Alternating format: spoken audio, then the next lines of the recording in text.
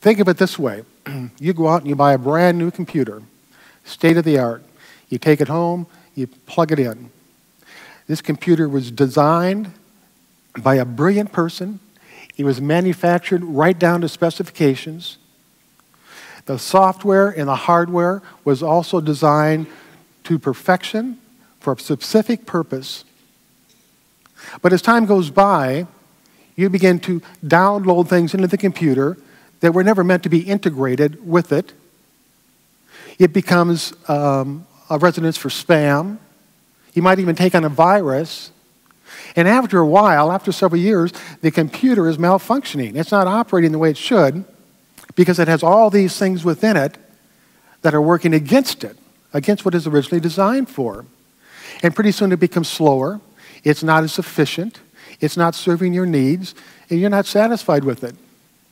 Yet you think it's easier to just continue on with this slow computer than to go through all the pain of trying to get someone out there to fix it or to unplug it and take it to the repair shop and have them clean it up. So you just go along with it. Well, that's kind of what it's like when we get to be adults. We go through this learning process, and all of a sudden we find ourselves with self-defeating attitudes.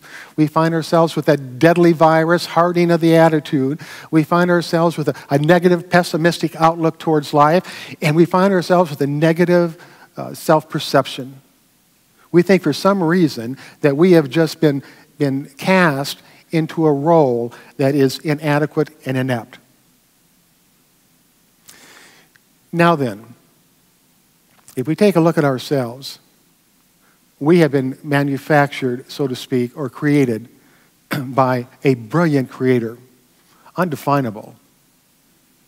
You have been created to be the specific person that you are, with everything that you need to live your life and to negotiate this world. When we move to that point, we start to look at all of our fears and all of our anxieties and all of the things that disturb us and start to relieve ourselves of those. We see that we have within us the same attributes, the same characteristics that we had when we were a child. That we have the same enthusiasm, and we can go forth and we can accomplish things and we can create our own reality that is much greater than the one that we're living today. See, we don't want the so-so life to hold us back from the good life, and we don't want the good life to hold us back from the better life. We know, each and every one of us, that as spiritual beings, we can always create a greater reality that provides us with greater good. When we erase or delete fear, anxiety, and worry, we find self-confidence in its place. When we erase or delete a sense of inadequacy or incapacities or any sense of failure that we might have, we find in its place a successful human being that can accomplish what it desires to accomplish. When you erase or delete hatred, you find love. When you erase or delete darkness, you find light.